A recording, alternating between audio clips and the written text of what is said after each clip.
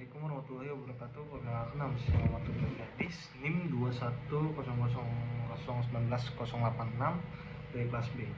Saya akan presentasikan ketenaga kerjaan untuk membenarkan presentasi saya. Dasar hukum. Dasar hukum Undang-Undang Dasar Republik Indonesia tahun 1945 pasal 27 ayat 2 dan pasal 28D ayat 2. Kitab Undang-Undang Hukum Perdata. 3. Undang-Undang Nomor 13 Tahun 2003 tentang Ketenagakerjaan. 4. Undang-Undang Nomor 11 Tahun 2020 tentang Hak Cipta Kerja. Pengertian hukum ketenagakerjaan. Menurut Imam Supomo, himpunan peraturan baik tertulis maupun tidak tertulis yang berkenan dengan kejadian di mana seseorang bekerja pada orang lain. Itu dari Molenar. Hukum perburuan bagian dari hukum berlaku yang pada pokoknya mengatur hubungan antara buruh dan majikan, antara buruh dengan buruh, antara buruh dengan penguasa. Menurut Mr. M.G. Levenbach, hukum perburuan adalah hukum yang berkenan dengan keadaan kehidupan yang langsung bersangkut paut dengan hubungan pekerja dan International Labor Organizer. Labor law is clothed on the control that regulate the rights and protect management labor. Unsur sifat, hakikat, dan fungsi hukum ketenagakerjaan. Unsurnya serangkaian pengaturan tertulis dan tidak tertulis. 2. Peraturan mengatur mengenai hubungan kerja di luar hubungan kerja. 3. Pihak pekerja dan pengusaha. Keempat ada perintah. Yang kelima pekerjaan tertentu, dan keenam ada upah. Sifatnya ada perdata, pidana, dan gabungan antara perdata dan pidana. Dan unsur sifat, hakikat, dan fungsi hukum ketenagakerjaan. Hakikatnya ada 1. Yuridis. Hubungan antara pekerja dengan majikan memiliki kehendak bebas. Yang kedua, sisiologis. Pekerja tidak bebas kaitan dengan perjanjian baku. Yang ketiga ada campur tangan pemerintah dalam pengaturannya dalam rangka pemberian perlindungan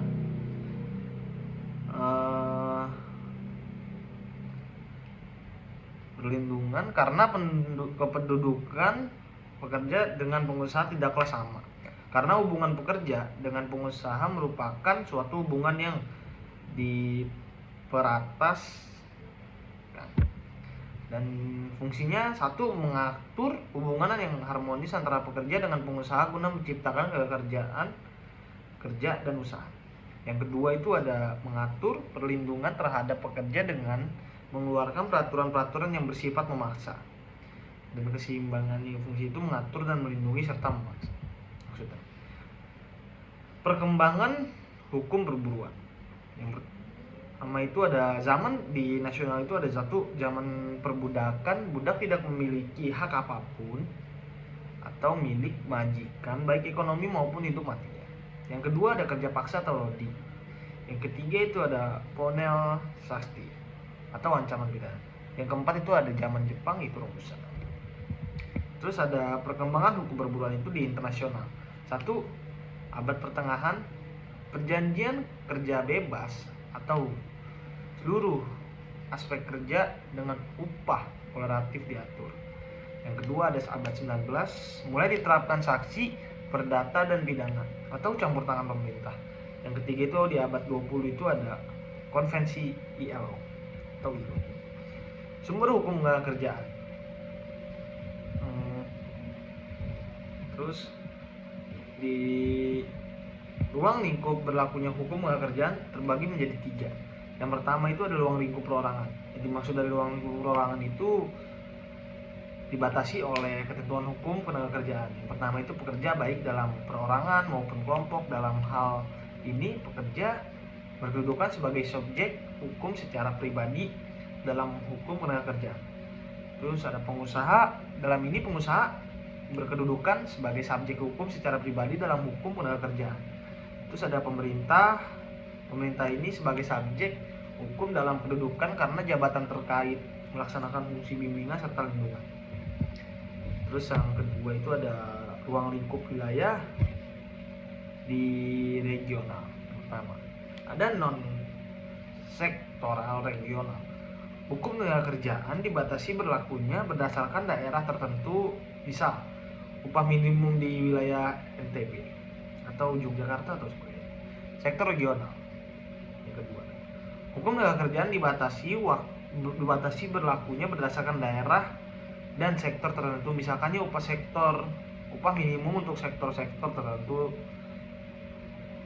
Terus yang kedua itu ada nasional. Untuk ruang lingkup nasional, di non rektoral nasional itu berlakunya hukum ketenaga kerjaan dibatasi oleh wilayah-wilayah negara tanpa melihat sektornya, misal UU 13 tahun 2003. Terus ada sektor nasional, berlakunya hukum ketenaga kerjaan dibatasi oleh negara dan dibatasi sektor tertentu, misal yang mengatur tenaga pekerja pelaut. Yang ketiga, lingkup menurut waktu. Mengatur waktu kapan suatu peristiwa hukum diatur oleh ketentuan hukum.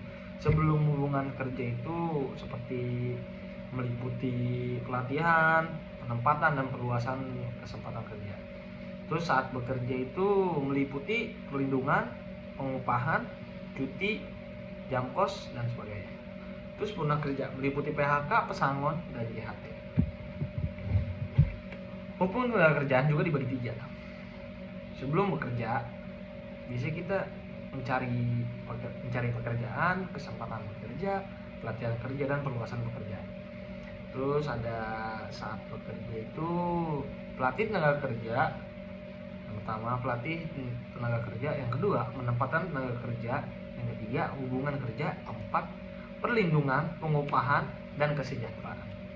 Yang kelima, hubungan industrial. Yang keenam, perselisihan hubungan industrial. Yang ketujuh, ada pembinaan. Dan yang ke-8 ada pengawasan tenaga kerja. Terus yang ketiga, punah kerja. Ada PHK, JHT, pesangon, dan PHK. Karakteristik hukum publik kesejahteraan diatur dalam Undang-Undang Nomor 13 Tahun 2003 tentang Kesejahteraan Pekerja serta Undang-Undang Pengaturan Perusahaan. Yang pertama itu bersifat mengatur.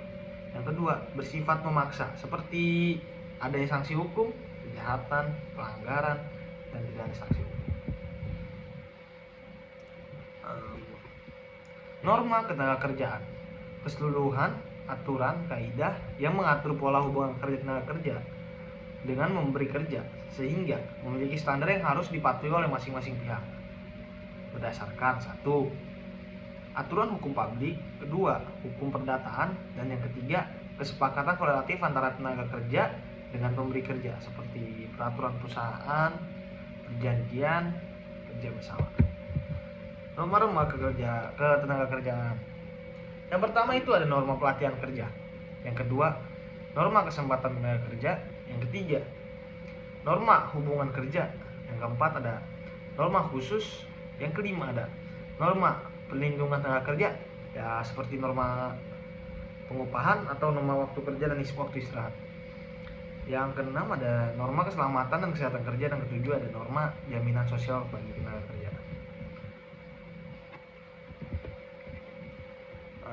Untuk selanjutnya itu ada konsep dan penerapan waktu perjanjian kerja waktu tertentu. Yang pertama itu ada langkah strategis dan pencipta lapangan kerja. 1. Kondisi untuk saat ini, kondisi global misalnya. Ketidakpastian dan perlambatan perekonomian global dan dinamika geopolitik berbagai belahan dunia serta terjadinya perubahan teknologi, industri, ekonomi digital. Terus kondisi internal ya. Pertumbuhan ekonomi rata-rata dikisarkan 5,7% dalam 5 tahun terakhir dengan realisasi investasi kurang lebih sebesar 721,3 triliun rupiah pada tahun 2018 dan 792.000 triliun rupiah pada tahun 2019.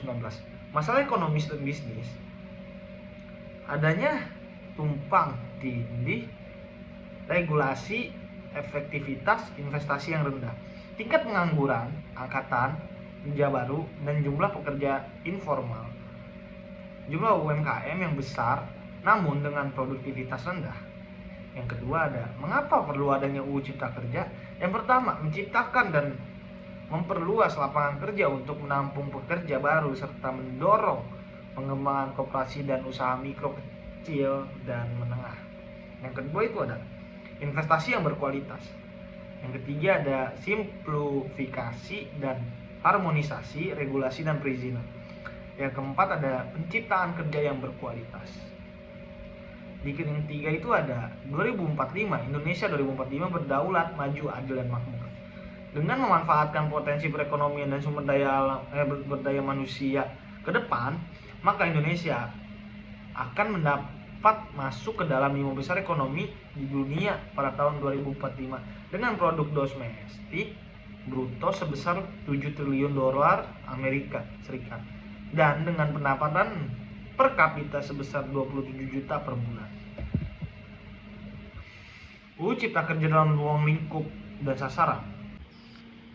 Ruang lingkup, peningkatan ekosistem investasi dan kegiatan berusaha, peningkatan perlindungan dan kesejahteraan pekerja. Terus ada kemudahan perdayaan dan perlindungan koperasi dan UMKM, dan peningkatan investasi pemerintah dan percepatan proyek strategis nasional. Terus ada materi peningkatan perlindungan dan kesejahteraan pekerja. Satu, ada perlindungan pekerja untuk pekerja yang berjanjian waktu kerja tertentu. Dan kedua, ada perlindungan hubungan kerja atas pekerja yang didasarkan ahli daya. Tiga, ada perlindungan pengupahan antara lain melalui upah minimum. Yang keempat, ada perlindungan pekerja yang mengalami pemutusan hubungan kerja. Dan kelima, ada kemudahan perizinan bagi tenaga kerja asing yang memiliki keahlian tertentu yang masih diperlukan untuk proses produksi barang atau jasa. Terus ada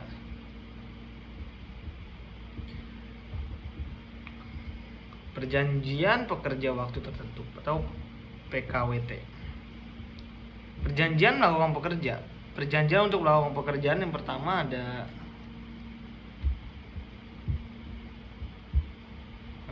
ada perjanjian untuk melakukan jasa-jasa tertentu. Yang kedua ada perjanjian kerja. Yang ketiga, perjanjian pemborongan atau perjanjian kerja adalah perjanjian antara pekerja atau buruh dengan pengusaha dan memberi kerja yang membuat syarat-syarat kerja, hak, dan kewajiban para pekerja. Ciri-ciri perjanjian kerjanya itu ada dua.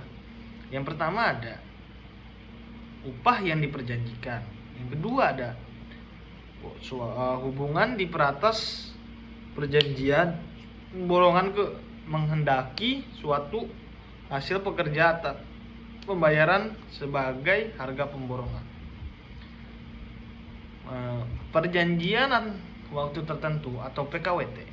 UU Nomor 11 Tahun 2020 tentang Cipta Kerja. Yang pertama, PKWT itu diatur berdasarkan jangka waktu atau selesainya suatu pekerjaan tertentu. Yang kedua itu PKWT hanya dapat dibuat untuk pekerja tertentu yang menurut jenis dan sifat atau kegiatan pekerjaannya akan selesai dalam waktu tertentu dan tidak dapat diadakan untuk pekerjaan yang bersifat tetap. PKWT dalam pasal 559 UU CK meliputi satu, pekerjaan yang sekali selesai atau yang sementara sifatnya. Yang kedua, pekerjaan yang diperkirakan selesainya dalam waktu yang tidak terlalu lama. Yang ketiga, ada pekerjaan yang bersifat musiman, atau yang keempat ada pekerjaan yang berhubungan dengan produk baru, kegiatan yang baru, atau produk tambahan yang masih dalam percobaan atau penjajakan. Yang kelima ada pekerjaan yang jenis dan sifat atau kegiatannya bersifat tidak tetap. Pekerja buruh atau PKWT berhak atas uang kompensasi PKWT sesuai dengan masa kerja. Oke, sekian dari presentasi saya tentang konsep penerapan waktu, perjanjian kerja tepat waktu atau PKWT, dan hukum ketenaga kerjaan. Ya, terima kasih atas presentasi saya. Kurang lebihnya mohon maaf. Dan terima kasih untuk Pak Fendi, Pak dosen yang telah memberikan keringanan pada kita semua untuk memperbaiki presentasi kita semua dengan cara kita presentasi seperti ini. Dan semoga tidak diulangi lagi mungkin untuk kedepannya, dan semoga nilai-nilai UAS kita berjalan dengan lancar dan semuanya lancar pokoknya. Terima kasih untuk perhatiannya Pak. Dari saya Muhammad Taufiq Hadis. Assalamualaikum warahmatullahi wabarakatuh.